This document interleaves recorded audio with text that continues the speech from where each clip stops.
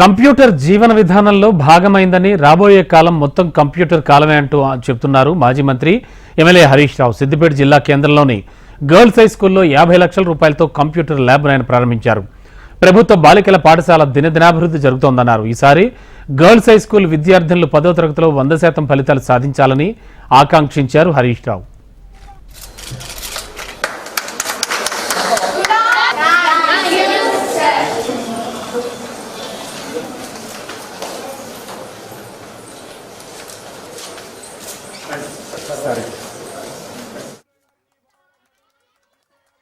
₹50 లక్షలతో computer lab ను ప్రత్యేకంగా ఈ రోజు మన గర్ల్స్ హై స్కూల్లో ప్రారంభించుకోవడం నిజంగా చాలా సంతోషంగా. జూబ్లీ హిల్స్ పబ్లిక్ స్కూల్ వాళ్ళ సహకారంతో సిఎస్ఆర్ కింద ₹50 లక్షల తెచ్చి ఈ రోజు పిల్లలకు మంచి కంప్యూటర్ ల్యాబ్ ను, అదేవిధంగా క్లాస్ రూమ్స్ లో ఈరోజు మీ అందరికీ డిజిటల్ స్క్రీన్ ను 8 ఫ్లాట్ ప్యానెల్స్ ను కూడా ఏర్పాటు చేసిన.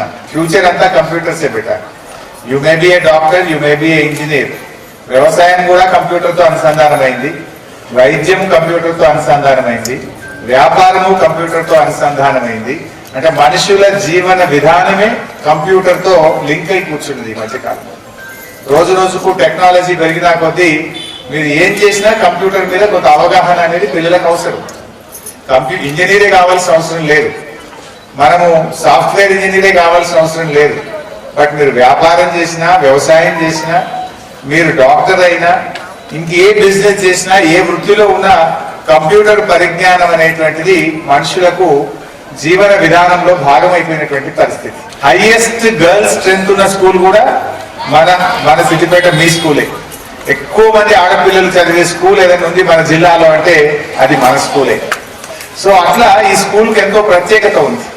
మరి భవిష్యత్తులో ఇంకా కొంచెం కూడా ఈ టెక్నాలజీని పెంచి ఇందిరానగర్ స్కూల్లో ఎట్లయితే కోడింగ్ కానీ, ఇందిరానగర్ స్కూల్లో ఇంకా అక్కడ ఏమేమి ఫెసిలిటీస్ అయితే నేను పిల్లలకి ఇచ్చానో రాబోయే రోజుల్లో ఈ స్కూల్లో కూడా నేను అట్లా చేయాలనేటువంటిదే నా ఆకాంక్ష. మార్చి 18 వచ్చే నెల 18వ తారీఖు నుంచి 10వ తరగతి పరీక్షలు జరగబోతా ఉన్నాయి.